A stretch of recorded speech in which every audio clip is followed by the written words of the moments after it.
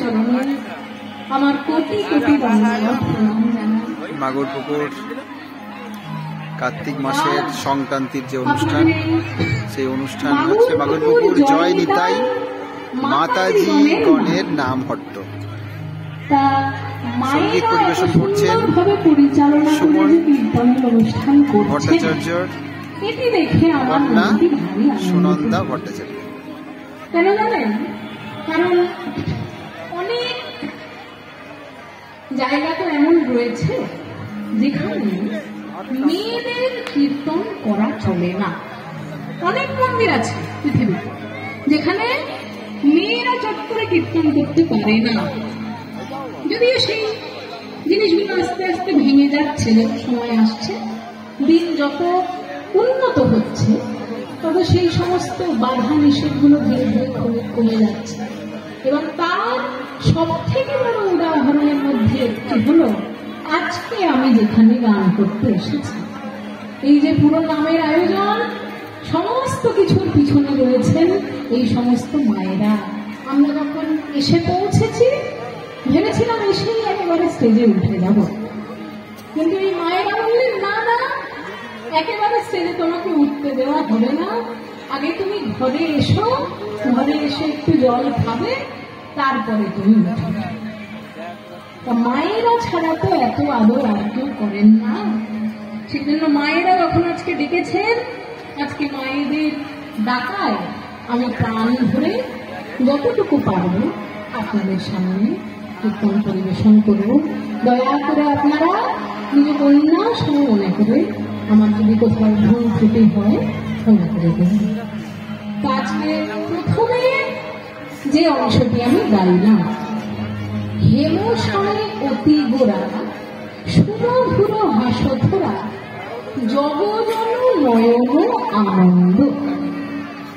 মহাপ্রভুকে দেখতে কেমন সেই নিয়ে কথা বলা হল। হেমশায় অতি গোরা, হেম মানে কি? হেম মানে কি? হেম মানে হলো সোনা। হেম শয়ে মানে কি? এই শয়ে কথাটা চট করে বাংলা ভাষায় শোনা যায় না। তাহলে শুনেছেন হেম শয়ে বলতে কাউকে, বা সোনা শয়ে বলতে কাউকে? শয়ে শব্দটা চট করে বাংলায় শোনা যায় না, কিন্তু শয়ে কথাটা এসছে কোথা থেকে?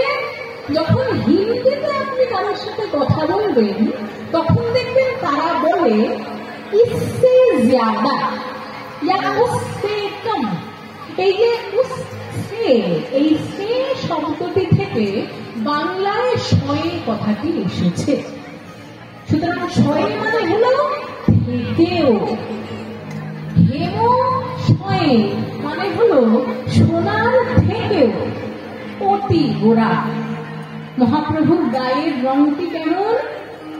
সোনাকে যদি 1,00,000 বার শোধন করা হয়, সেই 1,00,000 বার শোধন করায় সোনার যে ঔজ্জ্বল্য, তার থেকেও বেশি যেন মহাপ্রভুর গায়ের রঙকান্তি।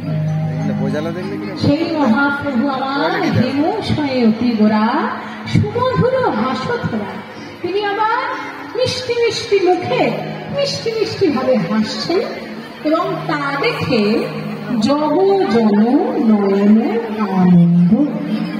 সাধারণ মানুষের মন মহাপ্রভুর অমন সুন্দর হাসি দেখে ভরে যায়। জগজন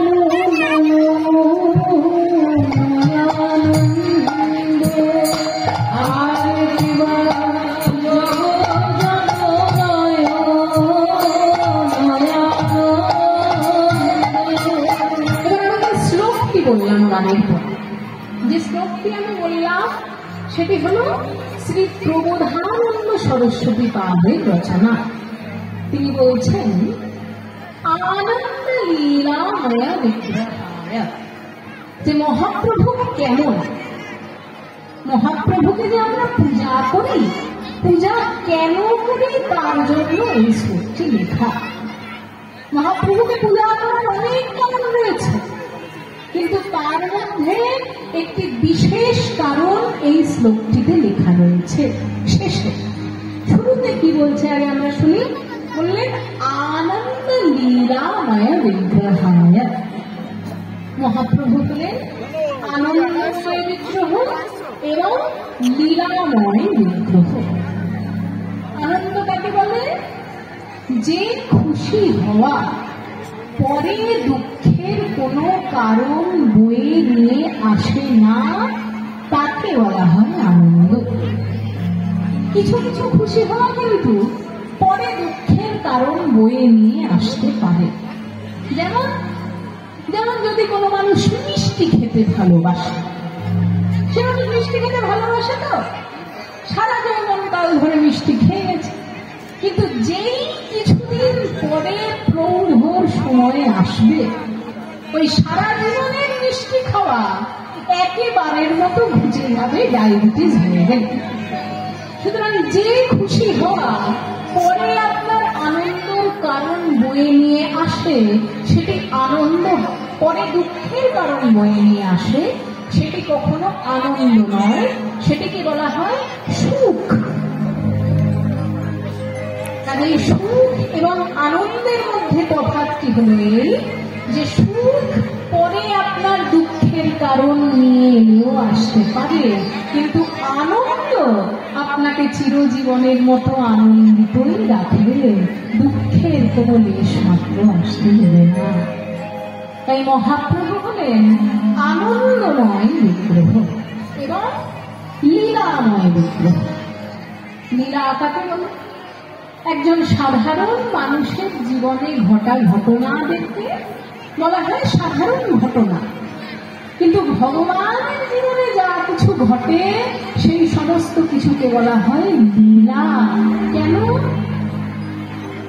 কারণ সাধারণ মানুষের জীবনের যে সমস্ত ঘটনা, বেশিরভাগ ক্ষেত্রেই সেগুলি শুধুমাত্র তার ব্যক্তিগত স্বার্থেই সীমাবদ্ধ থাকে।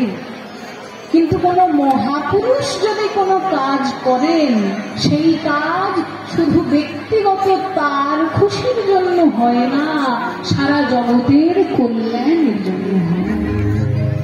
সেই জন্য তাকে লীলা বলা হয়। তাই মহাপ্রভু আমার লীলাময় বিগ্রহ। আনন্দ লীলাময় বিগ্রহায়। তারপরে কি বললেন? যে গানটি আমি গাইলাম সেই গানটির সঙ্গে কত সুন্দর মিল দেখুন। হে মাধবে ছবি সুন্দরা। আমি প্রথমে কি বলেছিলাম? হেম শয়নতি গোড়া। হেম মানে কি বলেছিলাম? হেম মানে কি বলেছিলাম? সোনা। সোনা শুনেছিলেন? সোনা গোল্ড। সোনা ঠিক। সামনের মায়েরা এবং বাবারা শুনেছেন, পিছনের মায়েরা বাবারা শুনছেন কিনা আমি কিন্তু জানি না। মন দিয়ে শুনতে হবে। দেখি পিছনের মায়েরা শুনছেন কি? একবার হাত তুলে দিতে হয়, হরিবল বলবেন নাকি? তাহলে ঠিক আছে। যারা বসে আছেন মোটামুটি সবাই শুনছেন, আর যারা খাওয়া দাওয়া করছেন। আচ্ছা বলছি, একাদশীর খাওয়া দাওয়ার ব্যবস্থা, প্রসাদ পাওয়ার ব্যবস্থা এই বাঁ দিকের সাদা অংশটাতে করা হয়েছে। সাদা কাপড় দিয়ে যে জায়গাটা ঢাকা আছে সেই জায়গাটাতে একাদশীর প্রসাদ দেওয়া হচ্ছে। যাদের একাদশী রয়েছে তারা ওখানে গিয়ে প্রসাদ পাবে।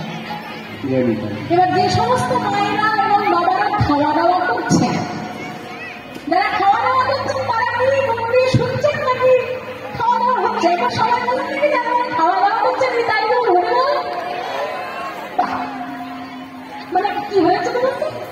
যারা খাচ্ছে তাদের কারোর ডান হাতটা হয়তো এঠো, সেজন্য ডান হাতটা এটো হচ্ছে, তুলতে না পারে তার হাত দিয়ে দিতে হরিবল বলছে। যাই হোক, ভালো লাগে, ভালো শুনলেই ভালো। এবার খাওয়া দাওয়া হয়ে গেলে যেন অবশ্যই এইখানটিতে এসে বসবেন। এখানেও আপনাদের জায়গা করা আছে যাতে মানে কোনো ক্ষিপ্ত না হয়। সেই জন্য মন দিয়ে গান শুনতে হলে ওই দিকগুলোতে না বসে এই দিকগুলোতে বসলে শুনতে পারে। এবার মহাপ্রভু প্রথমেই বলা হলো হেমশয়নতি গোরা, মানে সোনার থেকেও সুন্দর যার গায়ের রং। শ্লোকেও একই কথা বলা হলো হেমাভি সুন্দরায়। হেমাভ, হেম মানে সোনা, আভ মানে আভা, সোনার মতন আভা যার গায়ে রয়েছে, সেই রকম মহাপ্রভু হেমাভাবিদ্যা ছবি সুন্দরায়, এবং তাকে দেখতে অত্যন্ত সুন্দর। তাহলে এবার আপনার মনে প্রশ্ন উঠতেই পারে যে একজন মহাপুরুষ যিনি আনন্দময়, লীলাময়, গায়ের রং ফর্সা, আবার দেখতে সুন্দর, তাতে আমাদের কি যায় আসে? আমাদের মতন সাধারণ ভক্তের কি যায় আসে সেইটি বলে দেওয়া হলো এই তৃতীয় পংক্তি। বলা হলো তস্मै মহাপ্রেম রস প্রদায়। মহাপ্রভু আমার এই কলিযুগের জন্য গোলক ধামের রাধারানীর হৃদয়ে যে দিব্য প্রেম লুকিয়েছিল, সেই শুদ্ধ প্রেম এনে সাধারণ জনগণের মধ্যে বিতরণ করে দিলেন। তাই তিনি আমাদের কাছে প্রণম্য। তাই হেমাভাবিদ্যা সুন্দরায় তস্मै মহাপ্রেম রসপ্রদায় চৈতন্য চন্দ্রায় নমো নমস্তে। তাহলে মহাপ্রভু শুধু যে তিনি হেমশয়নদেবতা তা নন, তার অঙ্গকান্তি কেমন